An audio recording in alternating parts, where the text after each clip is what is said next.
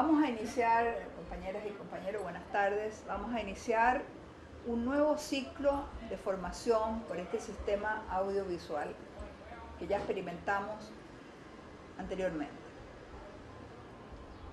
Este tema que vamos a abordar ahora es el de los instrumentos de la política. Vamos a ver varios instrumentos y vamos a empezar, por supuesto, por definir lo que es política. ¿Ustedes han oído definiciones de política? Bueno, mira, hay realmente dos grandes definiciones. Hay muchas en los diccionarios que ustedes pueden encontrar, pero las que yo quiero referirme aquí es dos concepciones encontradas.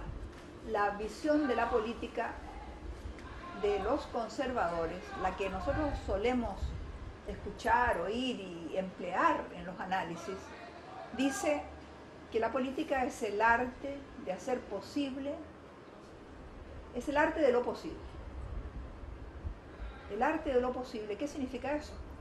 Significa que constatando una situación compleja con una determinada correlación de fuerzas, tú dices, bueno, pues el enemigo es muy poderoso, yo soy débil, yo no puedo nada contra ese enemigo poderoso, lo que tengo que hacer es adaptarme a la situación.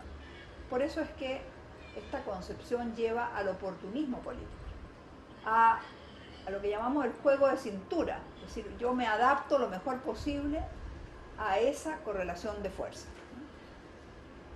En el fondo, ellos defienden esta concepción diciendo que son realistas, que otra cosa es ser subjetivo, ser utópico, ser idealista. Para ser político hay que ser realista, dicen ellos. Es la famosa realpolitik, de la que hablan algunos autores. En el fondo no significa sino resignarse a no actuar, aceptar el statu quo.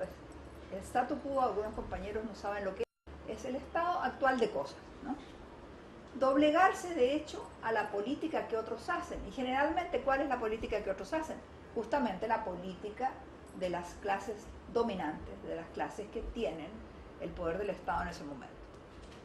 Gramsci, ustedes conocen, muchos de ustedes conocen al pensador marxista italiano,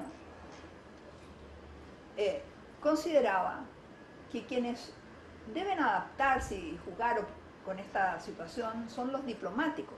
El diplomático, bueno, de alguna manera su tarea es adaptarse a esa situación, hacer lo que decíamos el juego de cintura, quedar bien con todos, etc.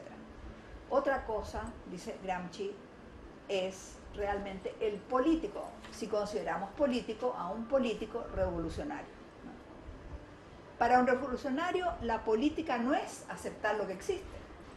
El revolucionario se define por la capacidad o por el deseo y la entrega de su vida a cambiar la situación que existe. Ahora, cambiar la situación que existe no significa que no tengamos que partir de la situación que existe, porque para cambiar algo tenemos que partir de lo que ese algo es en ese momento. Por lo tanto, tenemos que constatar cuál es la realidad, cuál es la correlación de fuerzas que en ese momento existe, pero no para adaptarnos a esa situación oportunísticamente, sino para cambiar esa correlación de fuerzas. No podemos entonces dejar de reconocer la realidad existente e ignorar y pretender, digamos, actuar en forma solamente voluntarísticamente. O sea, con voluntad cambio la realidad. No basta la otra. Tenemos que partir analizando, como decía, la situación en la que se encuentran las fuerzas actualmente. Eso es lo que hizo Fidel Castro y su grupo en Cuba.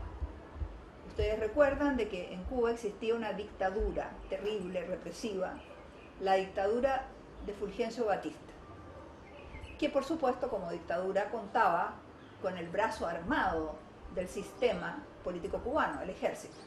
Un ejército que no era el ejército de la época de la insurrección bolchevique, de la época de comienzos del siglo XX, sino era un ejército ya muy sofisticado Y en ese momento, pues, los analistas políticos del mundo decían que no era posible hacer insurrecciones o sublevaciones populares contra ejércitos.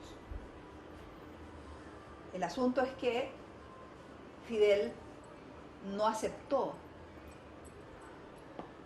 No es que no aceptara la realidad, por supuesto que partía de la realidad que existía en Cuba, lo que no aceptó es quedarse con los brazos cruzados. Y estudiando la realidad, estudiando la forma en que este pueblo, los mambises, vencieron al ejército colonial mucho más poderoso que ellos, y viendo que era la forma guerrillera, la mejor forma de haber logrado vencer a ese poderoso ejército, pues justamente pensó, bueno, contra el ejército batistiano nosotros vamos a usar esta forma guerrillera que en el fondo es una forma de lucha en la cual tú no te enfrentas al ejército en una insurrección popular, digamos, tú te enfrentas a pequeñas patrullas del ejército que han salido a explorar, etcétera. Tú le haces una emboscada y vas venciendo al ejército en sus puntos débiles y creando especialmente una moral en la tropa, una baja moral en la tropa, que se siente muy debilitada moralmente cuando un pequeño grupo, pues, de guerrilleros lo vence en distintos combates. Ese fue un factor muy importante para vencer al ejército de Batista, independientemente de que a medida que avanzaba los éxitos de los guerrilleros se pudieron hacer ataques más importantes a cuarteles, etc., ¿no? Pero fue este método entonces el que permitió ir cambiando poco a poco la correlación de fuerzas y se logró triunfar contra ese ejército que, según los analistas, no se podía vencer por la vía de las armas. Había que buscar el método. Y justamente la característica de la política revolucionaria es partir de la realidad, buscar el método correcto, ¿no?, para poder hacer este cambio de correlación de fuerza. Entonces, la política es el arte de hacer posible lo imposible. Vamos a explicar en qué consiste esto.